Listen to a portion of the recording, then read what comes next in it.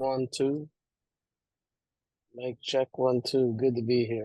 My name is Terry. I'm an alcoholic and I'm an addict. It's good to see so many familiar faces. Steve, good to see you again. Um, Bill, Paul, Paige, dressed in, I don't know what she's dressed in right now. Yeah, yeah, probably, but yeah, there she is. Elbow? What are you wearing? Elbow right now? Uh, David G, Aaron, Josh, Mel. What's up, Mel? It's good to see so many people that I know. An honor and privilege. I was tasked to talk about steps 8 and 9, which are probably, I would say, the game-changing thing I've ever done in my entire life. Life-changing process that I've ever done in my entire life. Scariest thing I've ever done in my damn life. The most inspirational thing I've ever done in my entire life. When I, when I went through the process of the steps, when I got to 9, came back from Minnesota and back in New York. My wife and I rekindled our relationship after going through a divorce. And today we are still together. We have a son. And, when I came back, my first amends was to my wife. When I came back, let's just say I had no parental supervision for making amends, which I needed. And I had no higher power supervision on making these amends. The first two were all done on self-will. When I made amends to my wife, I did it at a diner, and I remember telling her how I wronged her, and she was like, "Are you making amends to me right now?" Like, yeah. I thought, my perception, I guess, my mind would tell me that the easiest, let's say the most comfortable thing to do is to make amends to people that love me, that I know love me, and that it won't be difficult. My experience with making amends the people that I think are the easiest is actually the most difficult. The amends to the family is probably the most difficult amends we could ever make. And when you think about that, I mean, look at your own experience and how you were a tornado roaring through the lives of the people that were so close to you. They are the closest to the tornado, and they keep running into this storm to save us or to help us. And we keep breaking their hearts. We keep shattering their dreams. We drive them to insanity. The families of Alcoholics Anonymous, the partners of Alcoholics Anonymous, the wives, the husbands of Alcoholics Anonymous, God bless them. I recommend that you send out a prayer to them. It's very difficult for them to recreate their lives when they watch someone who's closest love them kill themselves. Watch it with their own eyes. I mean, I was just talking to have a sponsee and I'm in communication with his mother, and he's using, and he went out and trying to describe alcoholism to the family members is like me trying to talk to David about Chinese, trying to teach him Chinese in wall one day. It's very difficult to understand, you know. For us, I'm talking to you guys. We all like bob our heads, like, yeah, yeah, that's me, that's me. Like Bill Dotson, that's me, that's me. We get it. We understand. I feel most comfortable when I'm in a meeting of Alcoholics Anonymous or Cocaine Anonymous. I'm with my peeps, When I'm in the outside world, like, I want to talk about this stuff with normal people. They don't get it. And I'm trying to explain this the best way I could explain it. And, this is what I said. It's like being possessed by a demon. Like, not making, you guys ever see scary movies? I love scary movies. Like Conjuring, haunted houses and stuff like that. It's like that, being possessed. And explaining that to an irate parent is not easy to do because they watched their family once be driven, and they, please pray for them because not easy. I don't have experience with having a close family member who is killing themselves. The only thing I got is my experience with what I did to myself. I remember talking to my wife, and I made a financial amend as well during that moment. I told her that I took $10,000 from her while we were saving for our wedding. She didn't know that. She was surprised when she heard that. It's like, you didn't notice that you were missing money. Like, I noticed, but I thought I was going crazy. And I would ask you, and you make me feel like I'm the crazy. That's what she told me. There's some things in amends when we're talking to people, they disclose things of how we actually harmed them. And there is no restitution or things that we could do or say to make that go away. That's a healing process. It happens. Me admitting it and saying, this is what I've done, this is what I've done wrong to you, and saying, how can I make this right? And moving forward, this is what I'm going to do. They're much more in tuned with us being a demonstration of a spiritual experience, or a demonstration of a spiritual experience. They want to see it to believe it. They do. That's my experience. You know, they're always going to be skeptical. I mean, look, it's been 5 years. This is 5 years since I got sober. I got sober on June 1st, 2019. And about 3 weeks ago, my wife texted me out of nowhere. Out of nowhere.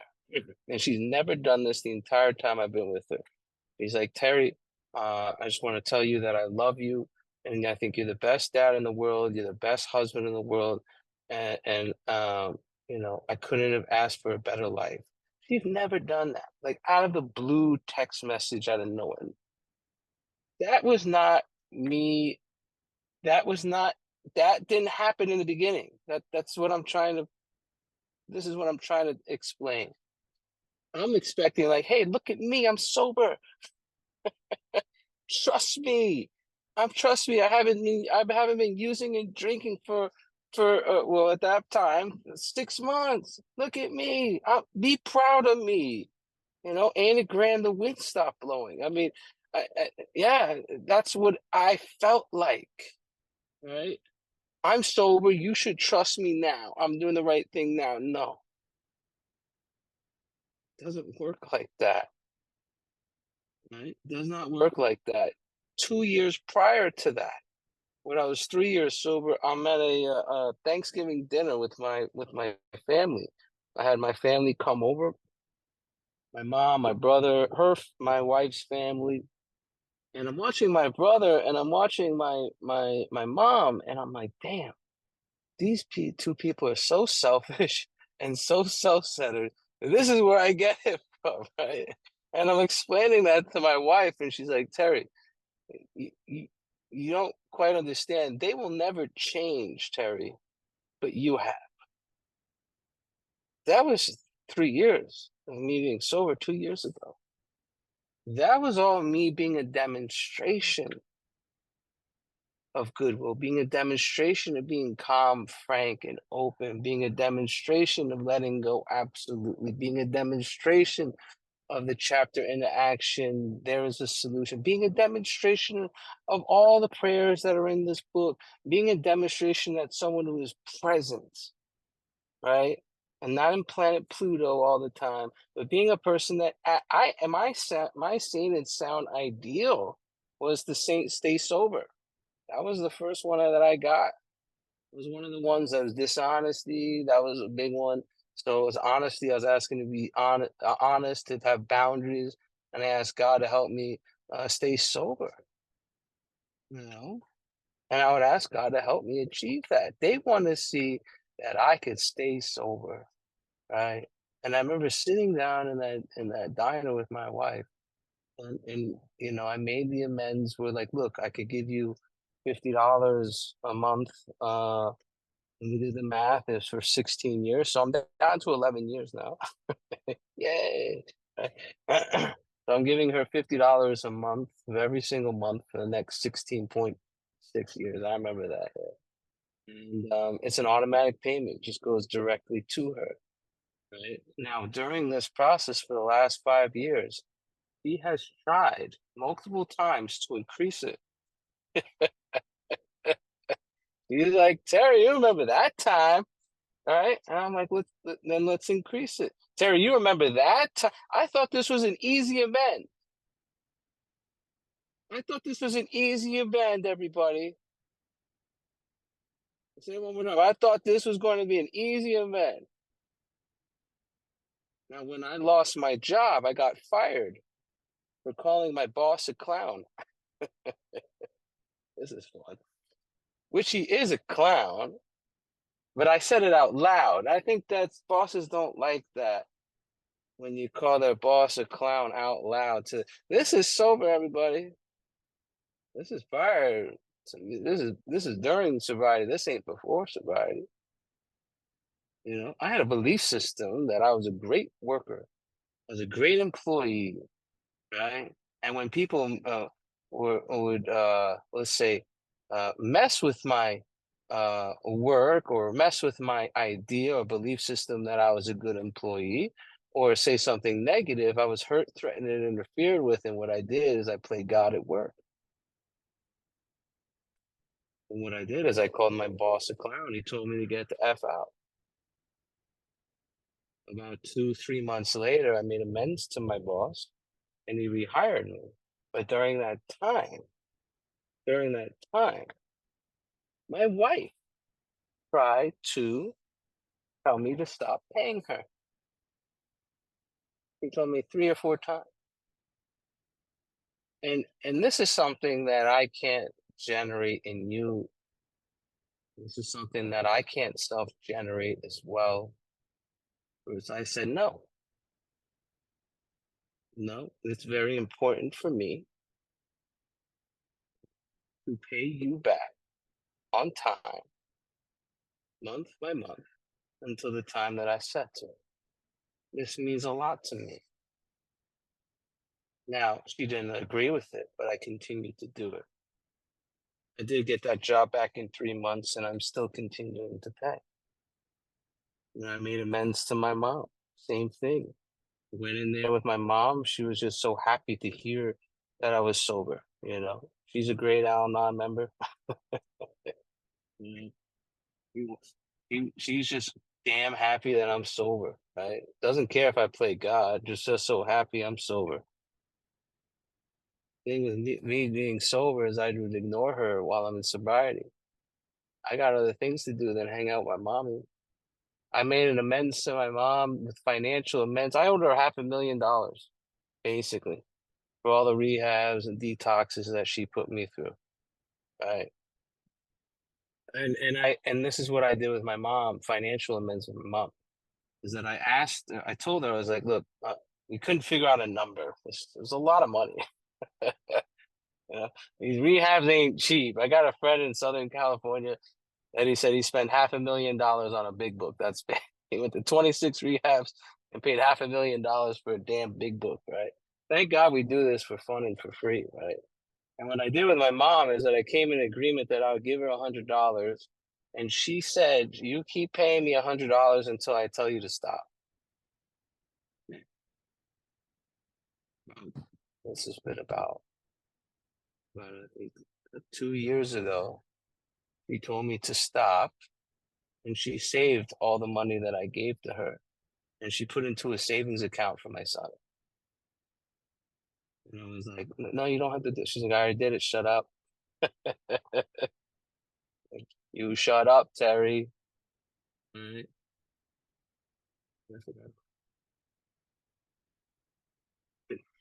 You know, that I balked on step 9, you know. And by the way, I do have to pick up my kid at school. Well, it's at school bus at 2:45. I'm watching the watch. And afterwards, I'm done. I'm good.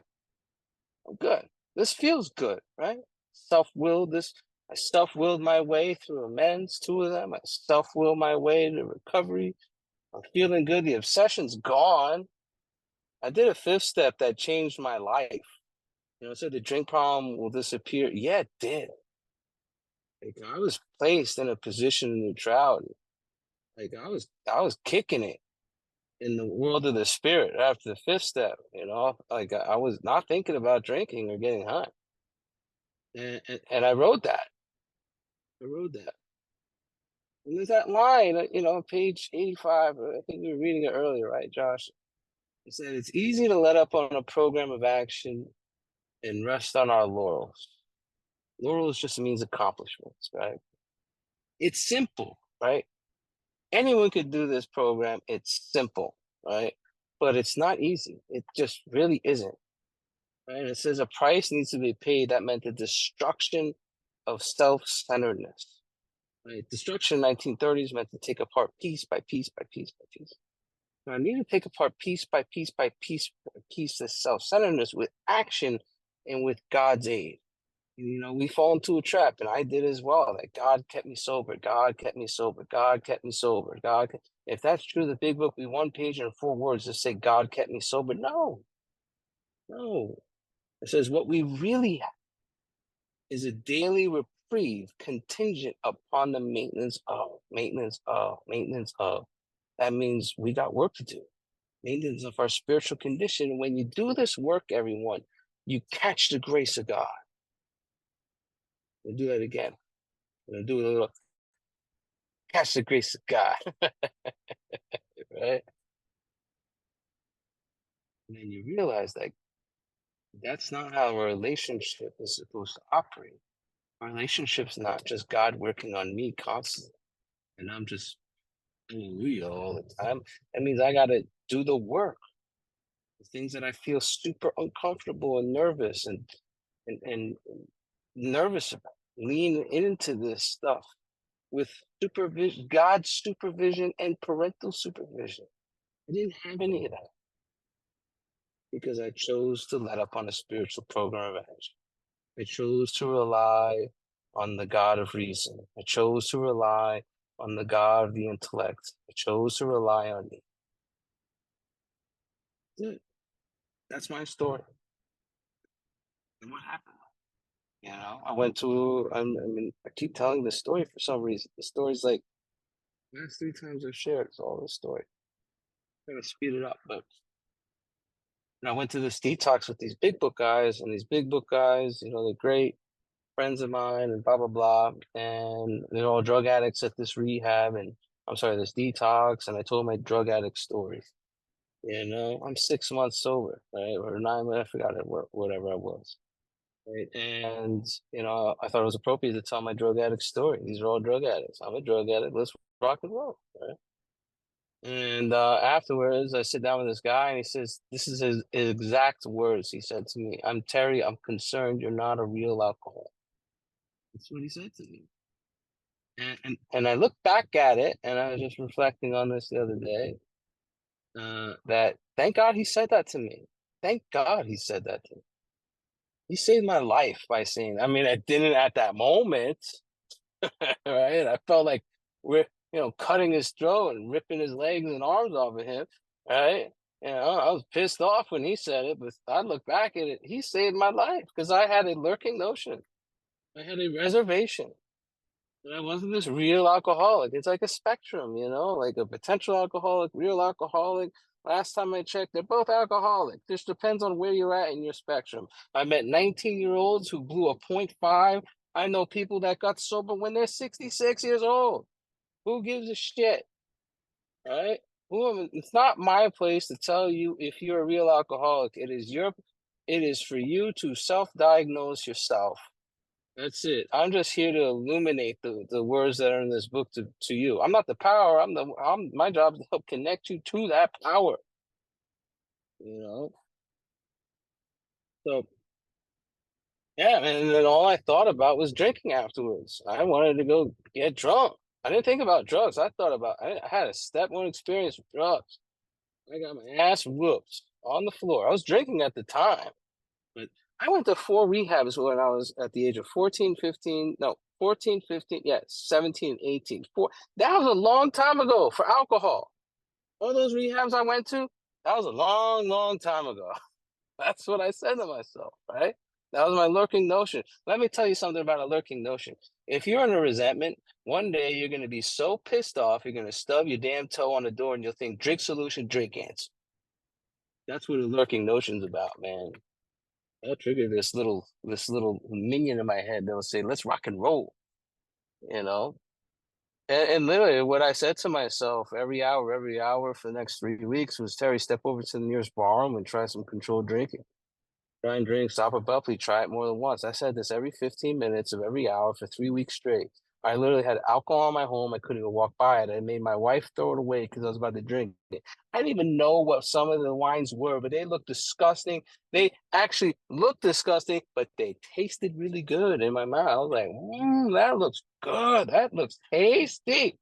I don't know. I mean, the bottle doesn't, the wrapping is falling off, but I'm with it. I'm fantasizing about it. I'm dreaming about it, right? And I remember I was literally at a traffic light, making like a left to a bar, make a right to go to a meeting, and I call up my sponsor, and I'm like, "Yo, man, dude, I'm thinking about drinking." He's like, "Did you make your amends?" I'm like, "No. How'd you know I'm not making my amends? What are you, Baby Yoda over there, right?" Like, maybe you need to make your amends. Ah, shit. I tried doing the shit with the SHEET, but didn't work. My bad. I made that conscious decision to call my friend who I thought was an enemy in my mind. There's 8 types of amends that cover all amends. My friend likes to say 10, but I combine them together. There's 8. So the first one is business acquaintances and friends. And what I would do is during my third time going through the steps is I'd meditate on my business acquaintances and friends and ask God to show me who is blocking me off that I need to make restitution to, right, and make amends to, and I'll start writing, and woo, it just comes out of nowhere.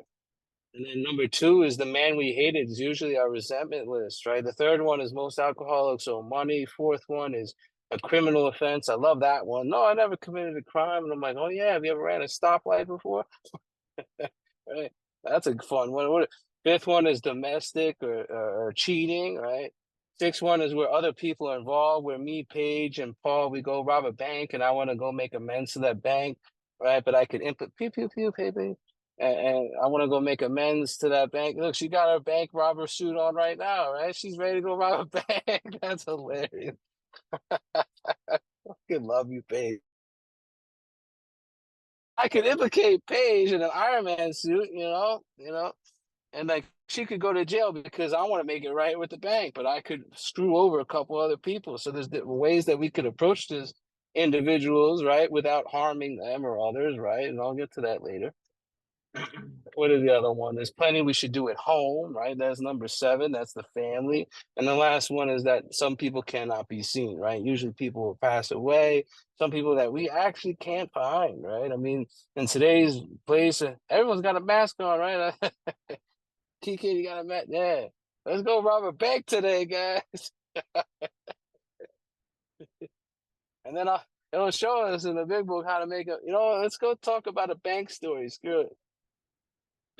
So I made those amends. I was rocking into the fourth dimension existence. I couldn't even dream, right? All that stuff when I called my buddy up and I started to make all my approaches. And long story short, I start to suddenly realize that God was doing for me what I couldn't do for myself. That was a long time ago, guys. I can't stay sober off the spiritual experience I had 5 years ago, right? A spiritual experience has an expiration date. Let's talk about some more recent stuff. Let's talk about more robbing banks. This is a robbing bank conversation right here, where other people involved. Check this out. I had a resentment towards my wife. I was pissed off with my wife. This is about when was this? This is about a year ago, right? I was angry at her, right? And I couldn't shake this damn resentment, guys. I was like, damn, I really, you know what? Like, I couldn't shake it. I'm like, God, can you please help me? God, please. And I didn't hear anything. Next day, still angry, still asking. I wasn't listening, right? And I was talking to God all day, but I wasn't listening. It's like me calling up Paige and Polly Pocket, hey, how's the weather in Indiana? I just hang up the phone on them, right? or Annie, how's the weather in Queens? And I hang up the phone. I gotta listen to what they have to say. Right? This is how I have a conscious contact with this power, not an unconscious contact with this power, right? And all of a sudden, it came out of nowhere. I was meditating. I was like, God, just show me the way, man. Show me what you want me to do with this resentment. I can't shake this. I want to divorce my wife.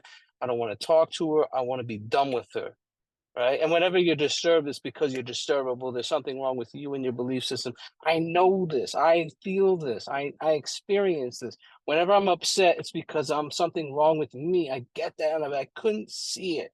Even when I was writing inventory, I couldn't see it. I wrote a little inventory. I couldn't see it. And then God hits me with a goddamn amend. What is this, guy? Long story short, I faked an injury at work.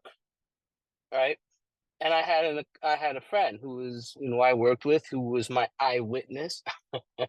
He's one of us, everybody. So he's my eyewitness. I collected $50,000. Right? 50,000. I had a third shoulder operation. I got my drugs out of that too, and got paid. Man, it was a win-win, baby. Problem is, that wasn't on my first inventory. That wasn't on my amends initially. It wasn't there. Right? It just wasn't there. But then it popped up when I'm pissed off. What's up with that? What's up with that? Right? Oh, well, let's go take action, Terry. Easy to let up on a program of action, right? Resting on laurels. You know what I did, guys? I didn't do it. I was like, screw that. Right? And what happened is I went cuckoo for cocoa. Cuckoo for cocoa. You guys know the deal, man. You just start talking to yourself. I get suicidal when I listen to the story that's in my head nonstop. I could go nuts. That's what happened. And I've had experience of not doing the work and having an issue with playing God again, and then playing God saying 80 grand, the wind stopped blowing and all that stuff. But look at me, I'm sober, but gossiping and slander is my code and all that stuff. Like, I have experience with getting my ass kicked by myself, right? You know, long story short, I balked, and then it got to the point where I was like, damn it, all right, let me consult. So it talks about in our big book. Let's consult with others, right? Hey, what's up? Let me drive up there. So consult with others, before we go make an approach. And I went to go make the approach, and it says that where other people are involved, right? I want to make amends to an insurance company, but I could implicate my friend, right? He could go to jail as well. So what I did is I went to my sponsors, like, you need to go ask for permission. And I'm like, all right, fine, no problem. I went to go ask for permission. You know what he said, the guys? He said, hell no. And I was like, hell yeah. That means I don't have to go make these amends, baby. Right? I'm out. I'm in the clear. Let's do this, right? I go back to my sponsor.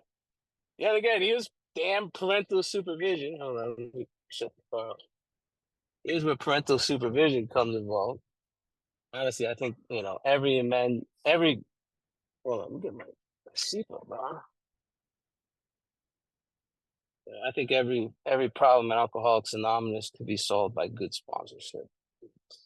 My sponsor was like, "Oh, Harry, you're not off the hook." I don't want to hear that. I don't want to hear that. Right? Remember, destruction is self-centeredness, piece by piece by piece by piece. It takes time to destroy that. And think about, look at your experience when I got sober when I was 33. I guess from the age of 4 on, when I could remember being selfish, I guess, right? Until 33, I played God. I had a way of life, right? And then I had what?